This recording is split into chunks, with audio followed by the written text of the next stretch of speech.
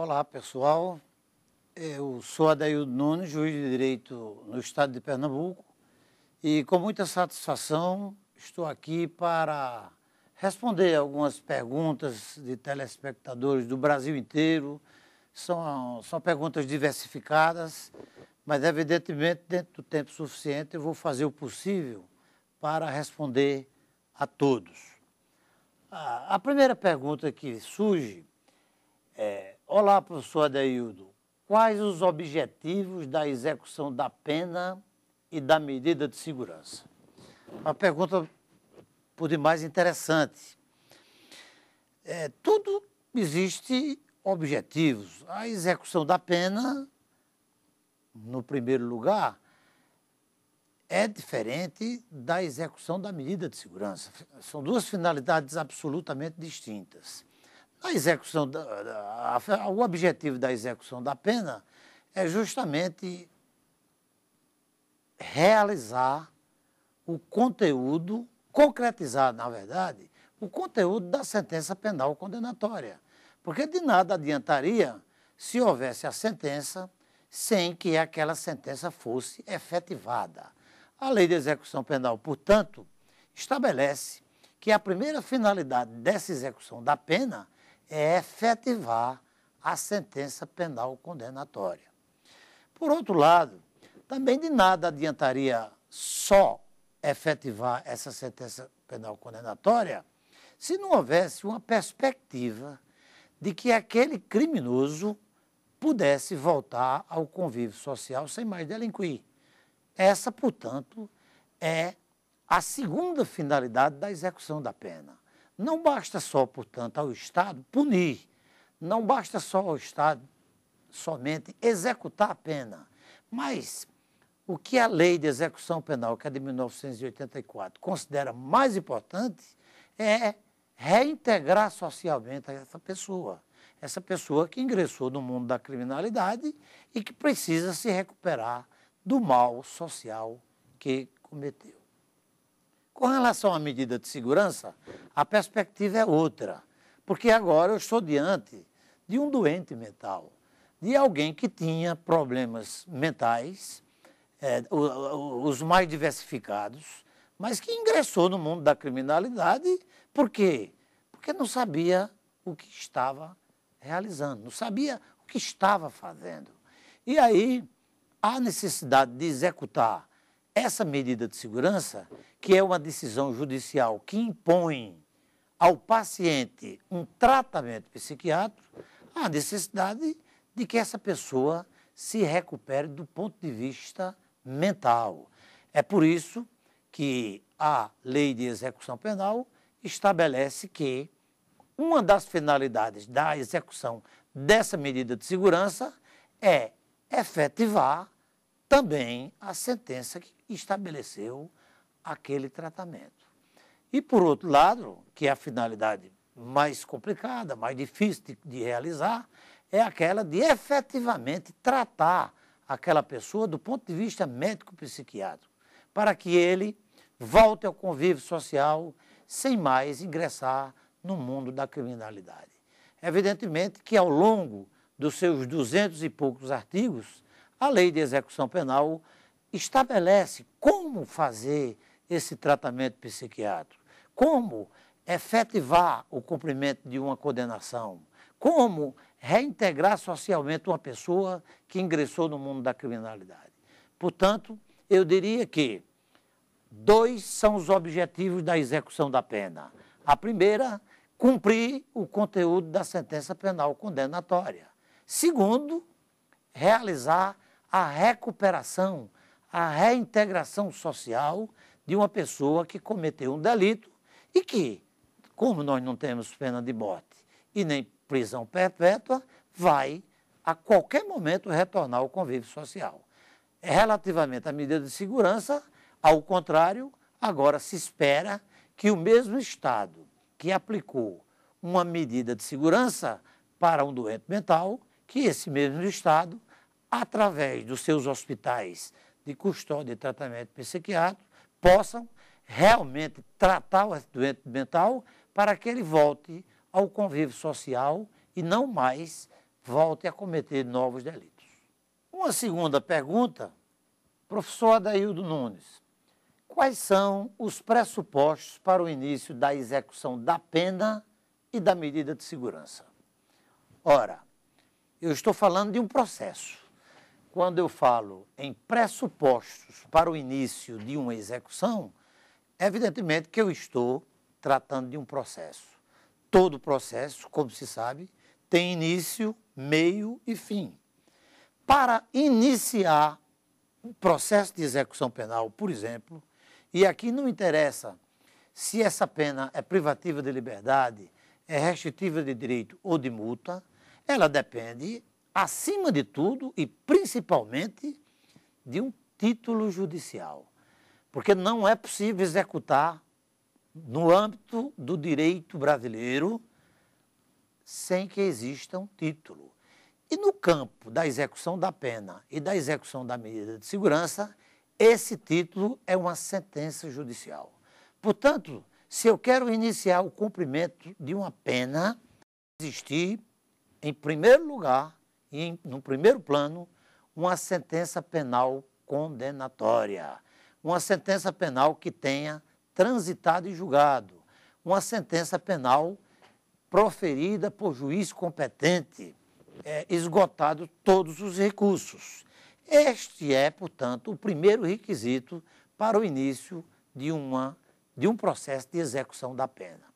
Depois, também é absolutamente imprescindível que o réu esteja preso. Se a pena for privativa de liberdade, com o réu solto, não haverá a execução da pena. E em um terceiro momento, por uma exigência da lei de execução penal, existe a necessidade de um documento que deve ser expedido pelo juiz que sentenciou, que é a denominada guia de recolhimento, que é um documento que segue o preso e que fica arquivado no processo de execução penal e também no cadastro daquela pessoa dentro do ambiente prisional. Relativamente ao pressuposto para a medida de segurança, embora esses pressupostos sejam muito parecidos, mas, na verdade, eu estou diante de situações distintas. Porque enquanto a pena é estabelecida por uma sentença onde o juiz reconhece que alguém cometeu um crime, em relação à medida de segurança é o contrário. O juiz está reconhecendo que alguém cometeu um crime, mas é um doente mental e por isso deve ser tratado. Vamos a um pequeno intervalo e logo em seguida voltaremos a outros assuntos que foram remetidos pelos nossos telespectadores.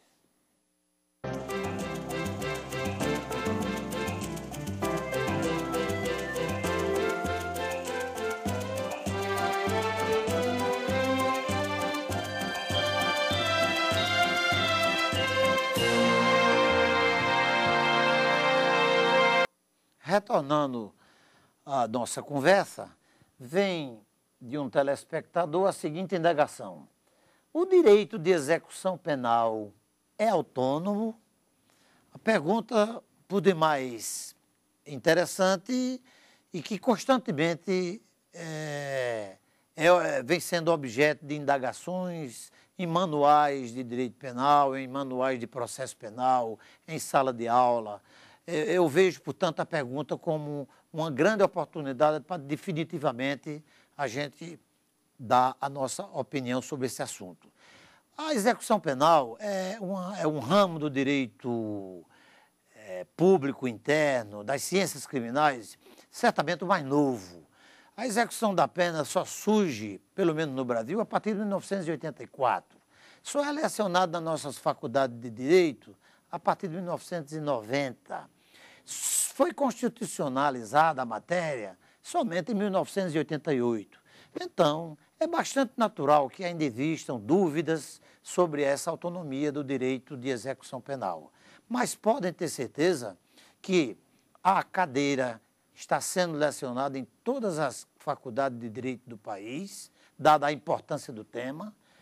É importante salientar também que a própria Constituição de 88 estabelece que compete à União e aos Estados legislar sobre direito penitenciário e, por último, também é fundamental estabelecer que esse direito de execução penal agora passa a ser objeto de grande discussão em todos os recantos do mundo devido à questão carcerária. O problema do sistema penitenciário, que o direito processual penal não soube responder, que o direito penal também não soube, mas que eu acho que a execução penal tem tudo para dar uma resposta definitiva a essa mesma sociedade. Uma outra pergunta é a seguinte: professor, o preso brasileiro é sujeito de direitos e de obrigações? É. Nem sempre foi, mas é. E é fácil saber por que é que hoje é certo a se afirmar que o preso é sujeito de direito e obrigação. No passado, e num passado recente, por exemplo, até 1984, preso não era sujeito de direito no Brasil, era apenas sujeito de obrigação. Esse conjunto de direitos que surgiu, na verdade, com a Lei de Execução Penal em 84, é que consagrou definitivamente o preso como um sujeito de direito. O preso tem direito à assistência à saúde, assistência à educação, assistência jurídica, assistência social, assistência material. O preso provisório tem direito de votar e ser votado, portanto, de escolher os seus dirigentes. O preso só perde, portanto, a liberdade. Os outros direitos que estão assegurados a nós que nunca cometemos um crime e que estão discriminados no artigo 5º da nossa Constituição, claro que esses direitos devem ser assegurados ao preso. O grande mal do Brasil é que nós costumamos não oferecer esses direitos aos presos. Isso traz graves consequências para a recuperação dessas pessoas encarceradas e o pior ainda é um aumento acentuado da reincidência criminal, simplesmente porque, infelizmente, o Brasil continua desprezando esses direitos e garantias constitucionais e legais que devem sim ser oferecidas ao preso. Uma outra pergunta, todas elas bastante interessantes, pergunta o seguinte: qual a distinção entre execução provisória e definitiva? Ora, a partir de 1984, Júlio Fabrício Merabete, o Papa da execução penal brasileiro, trouxe em suas lições a possibilidade de que a execução da pena privativa de liberdade, exclusivamente em relação à pena de prisão, pudesse ser executada antes do trânsito em julgado da sentença. Isso foi uma grande inovação, ainda continua sendo objeto de grandes discussões. O Supremo Tribunal Federal ainda hoje não decidiu pelo seu plenário essa matéria, mas o que se sabe é o Brasil inteiro executa a pena de alguém condenado a uma pena privativa de liberdade antes do trânsito e julgado da sentença, desde que, primeiro, haja uma apelação, um recurso daquela decisão condenatória exclusivamente por parte da defesa, desde que o réu esteja preso, que é uma condição essencial para o início da execução, acabamos de ver isso. E, por fim, que essa apelação seja recebida sem efeito suspensivo. Por quê? Porque se o juiz que recebe a apelação conferir efeito suspensivo, evidentemente de que aquela decisão não terá nenhuma validade até que o Tribunal Superior reanalise aquele caso. Prosseguindo, uma outra pergunta de um telespectador. Professor, olá, qual a destinação de cada um dos nossos estabelecimentos penais? A Lei de Execução Penal, de forma inusitada, denominou e criou estabelecimentos prisionais específicos para cada tipo de perfil carcerário. Ou seja, criou a cadeia pública, por exemplo, para presos provisórios. Criou penitenciárias para presos já condenados. Criou centros de observação para realizar exame criminológico, para conhecer o perfil criminológico daquela pessoa. Criou os hospitais de custódia e tratamento psiquiátrico com a finalidade de assegurar a realização de um laudo psíquico em situações determinadas pelo juiz para analisar a periculosidade ou a doença mental de alguém. Enfim, a lei de execução penal estabeleceu para cada tipo de perfil carcerário um tipo de estabelecimento penal distinto. E, infelizmente, isso não deu muito certo no Brasil, porque 1984 é diferente de 2012. Imagine que em 1984 o Brasil tinha 42 mil presos, nós já estamos com 550. Ficou difícil que você custodie um preso em uma cela de 6 metros quadrados. Há muitos anos que o Brasil já adota o modelo dos grandes pavilhões devido à quantidade de presos. De qualquer forma, a lei está aí definindo para que serve cada um desses estabelecimentos penitenciários. Vamos a um breve intervalo e voltamos logo em seguida.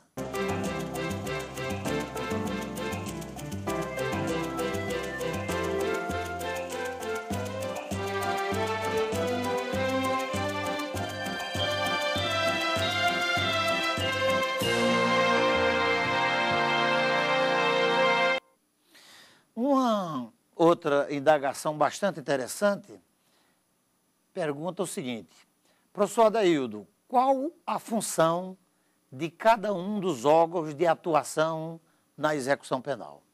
Vejam, antes de 1984, quando o Brasil aprovou a atual lei de execução penal, a execução da pena no Brasil tinha um único responsável, que era o Poder Executivo.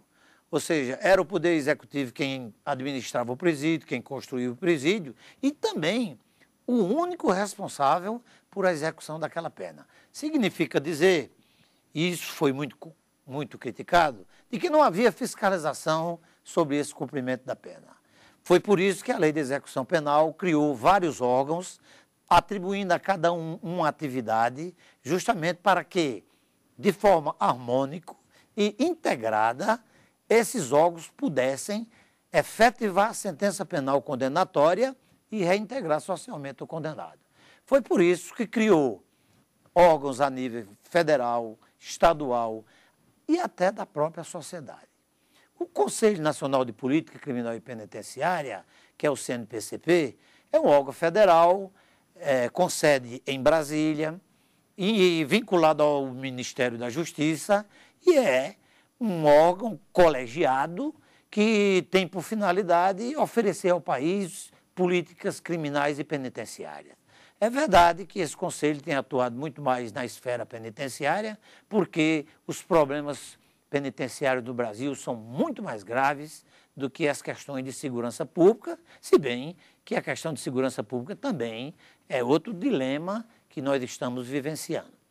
Depois, a Lei de Execução Penal criou o Departamento Penitenciário Nacional, que também tem sede em Brasília, e que é um órgão extremamente importante, vinculado ao Ministério da Justiça, administra os recursos do Fundo Penitenciário Nacional, administra os presídios federais. Lembrem-se que hoje nós temos 4 presídios federais e um próximo a ser inaugurado.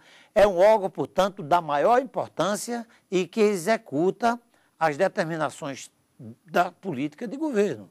É um órgão, portanto, executivo.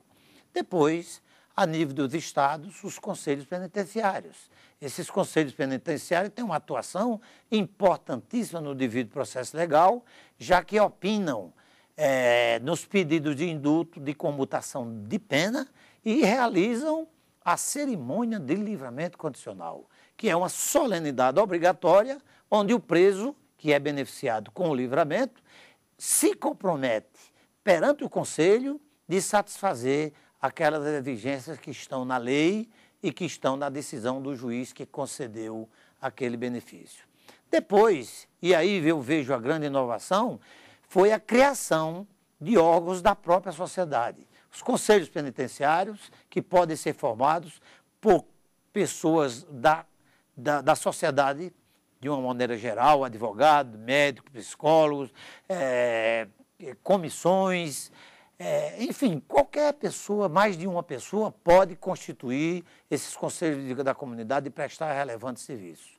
Há também os patronatos, que têm aquela atuação como prestador de assistência aos egressos. Egressos são pessoas que já cumpriram a pena e são também aquelas que estão cumprindo as condições do livramento condicional. Portanto, os patronatos prestam assistência a quem está fora do presídio, mas que ainda mantém vínculo com o Estado. E o Estado também com aquele ex-condenado. E esses patronatos, infelizmente, não têm sido criados no Brasil. É preciso incrementar muito mais. De qualquer maneira, é uma oportunidade também que a sociedade tem, porque é possível, e a lei de execução penal autoriza, de que a própria sociedade possa criar os seus patronatos particulares. Tenho ainda o Ministério Público como órgão essencial, importantíssimo na visão da Constituição de 88, as defensorias públicas, que certamente servem para prestar assistência jurídica aos presos, e ninguém mais necessidade do que o preso brasileiro, e, por fim, esses órgãos devem trabalhar de forma, como disse, integrada. Aqui nenhum é mais importante do que o outro, aqui nenhum tem importância maior. Aqui, hierarquicamente, todos são iguais, com funções diferentes. O juiz de execução, portanto, a parte dele é conduzir o processo de execução. A parte do Ministério Público é fiscalizar o cumprimento daquela pena estabelecida na sentença.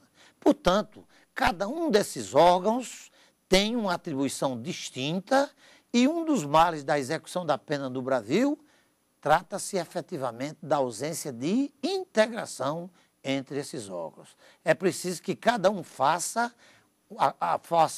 haja de forma integrada e não isoladamente, como tem acontecido, infelizmente. E eu dou exemplo.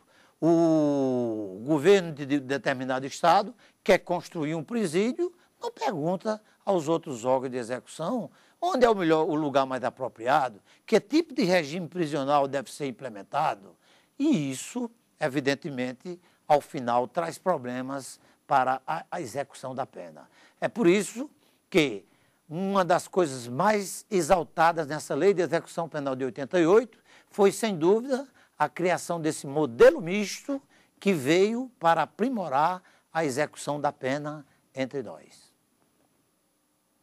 Uma outra pergunta diz o seguinte: professor, qual a distinção entre juízo de execução e juiz de execução? Muito oportuna a pergunta. Juízo de execução é um órgão da execução da pena, como é o patronato, como é o CNPCP, como é o DEPEN, como são os conselhos penitenciários. O juízo de execução, portanto, é um órgão da execução penal. Juiz de execução é totalmente diferente. Juiz de execução é um órgão do Poder Judiciário. Evidentemente, juízo de execução não tem competência jurisdicional, não tem poder de decidir. Ao contrário, o juiz de execução, este sim, por força da Constituição Federal, detém o poder de decidir conflitos intersubjetivos dentro do âmbito da sua jurisdição, dentro do campo da sua atuação. Foi muito importante a pergunta, porque, mais uma vez, é preciso não confundir juízo de execução com juiz de execução penal. Juiz de execução penal é parte integrante do juízo, mas juízo não tem competência jurisdicional, portanto, juízo não atua no devido processo legal. Eu quero me despedir de todos e agradecer profundamente essa oportunidade e dizer que, através do e-mail saberdireito@stf.jus.br, vocês poderão fazer as indagações que quiserem, oferecerem sugestões para aprimorar e aprimorar o programa e, acima de tudo, fazer perguntas, indagações que certamente serão respondidas pelos professores que compõem e que são convidados para essa casa. Por outro lado, também é possível consultar o Saber Direito pelo site da TV Justiça, que é o www.tvjustiça.jus.br, onde certamente vocês encontrarão muitas informações sobre esse assunto e sobre outros temas de maior interesse. Muito obrigado.